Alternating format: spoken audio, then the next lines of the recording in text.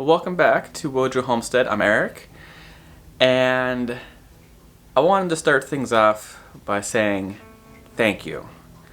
We're a small channel, we're just getting started out here, and the response to our last video was amazing.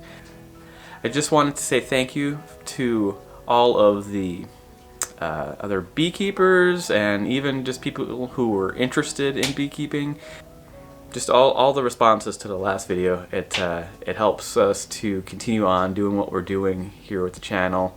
It's good to know that maybe we're making some traction. Anyway, so this video is a little different than the last one. So this is actually some good news in this one. I wanted to switch gears a little bit from beekeeping to organization. So about a year ago, I was at work and I was listening to an audiobook by Adam Savage called Every Tool is a Hammer. It's sort of a memoir, sort of a sage advice kind of a book. For those of you who don't know who Adam Savage is, he was one of the co-hosts on Mythbusters that aired from the early aughts to the late teens. I highly recommend listening to it or buying it. I'll put a link to the book in the description. In that book, he was talking about tool organization. A large portion of that book is about tool organization or organizing your shop. And I'm in the process of trying to do the same thing with the shop around the homestead to make home projects easier, to facilitate more creative thinking, to just make it so that I don't have to struggle with the tools as much as I do just figuring out what I want to make, figuring out what the projects are going to be.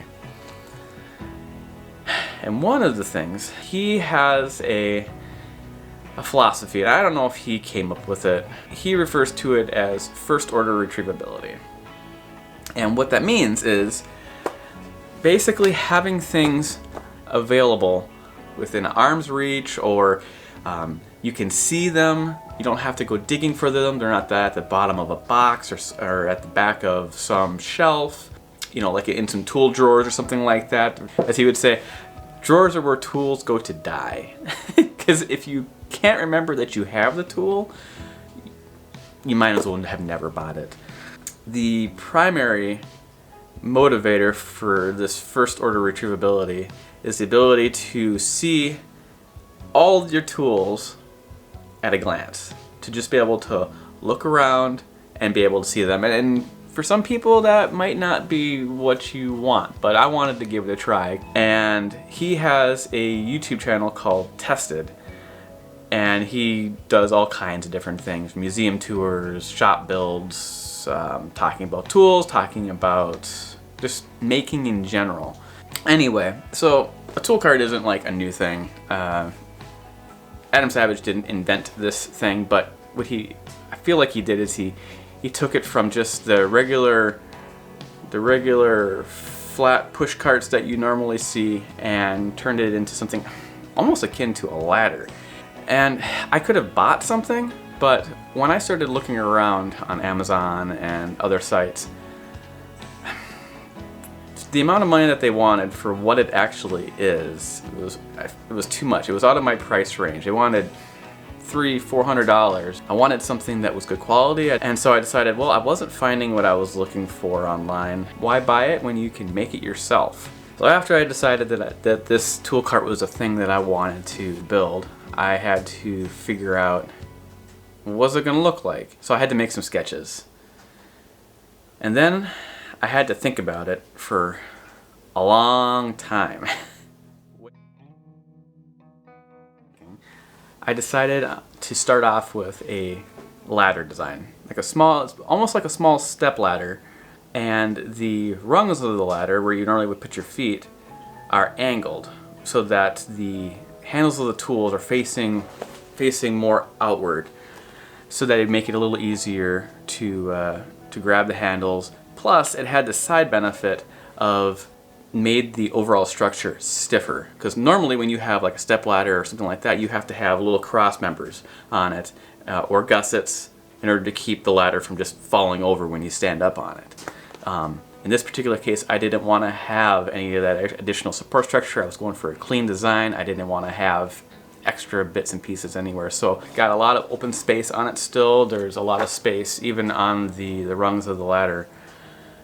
And there's a lot of places for additional tools to be added on. And then to finish things off, I ended up painting it. I didn't have to paint it. I could have just left it bare wood. It's going to be inside probably its entire life, but I figured that painted things last longer than just bare wood, and I kind of wanted it to match my tool bench so that it sort of looked like they're a pair made to go together. So I ended up painting it in the same kind of grade blue. Actually, it's a retro colonial blue is what the name of the paint was. So I wasn't really sure what to put on the top of the tool cart. I could have put just some bins up there just to hold pens and other smaller things, smaller tools on top of it. And then I was kind of thinking to myself that I had been wanting to put a tape holder somewhere in the shop. I had been thinking about putting one up on my up on my tool wall over here. But then I was thinking to myself, well, if I'm going to be taping something, then I'm probably going to need it like at hand with me. So I decided to put it on top of the tool cart. And basically what the tape holder is it's just a V channel that your rolls of tape set into. And all on its own, that would have been fine. But then I got to thinking a little bit too that it would be nice to, like, while I'm working on projects, I'm usually listening to something, a podcast or a YouTube video or just some music or something, and it would be nice to have a holder for my phone or whatever device that I'm using. So I figured if I adjusted the angle of the tape holder from just being a straight 45-45 trough, which probably would have been the best, but if I just tilted it a little bit, I could effectively create a angled device holder. So that's what I did. And it actually works really well, but it was just kind of a side thing. I had been using like regular pegs on my workbench backboard for this, for the last couple years, just to hold, rolls of tape and everything, and that works fine. But if you want to get to that roll of tape that's at the back, you gotta take all the other rolls off of there just to get that one off, and then it's just kind of another step, another thing. And then, or say you're looking for a small roll of tape and it's behind a big roll of tape, you might not even remember where you put it. Anyway, so that's kind of what this little tape holder is. I didn't invent it. It's a really simple idea that has worked out really well so far. And so here is the final product.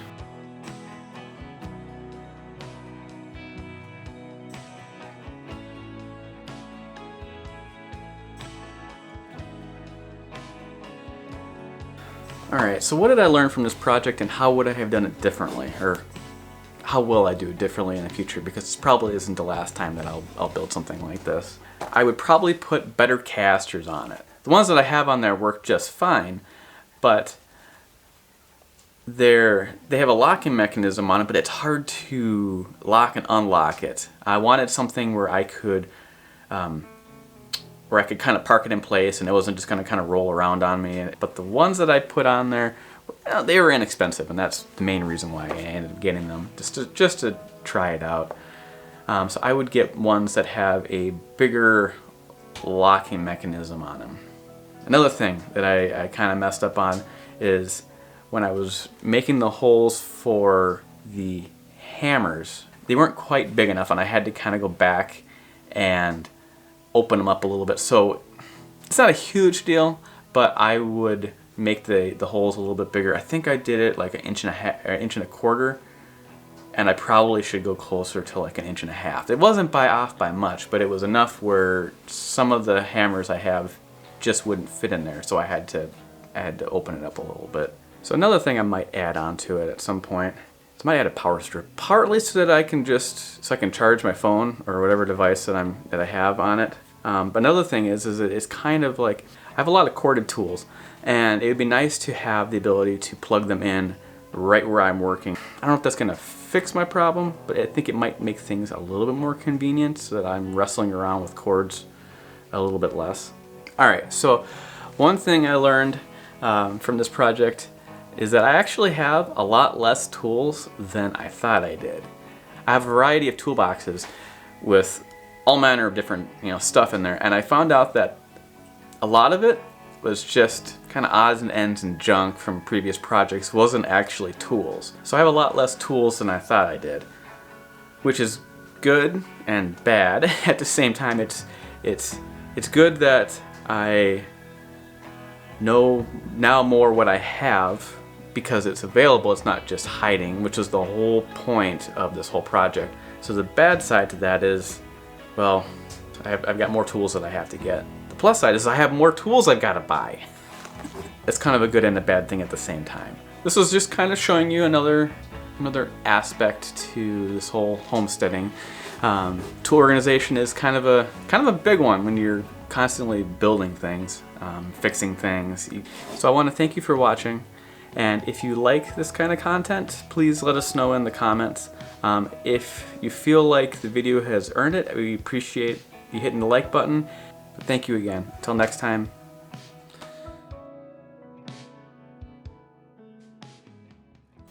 I should have like an ending like keep your stick on the ice or something like that. But I would be a blatant ripoff of Red Green, so can't really do that.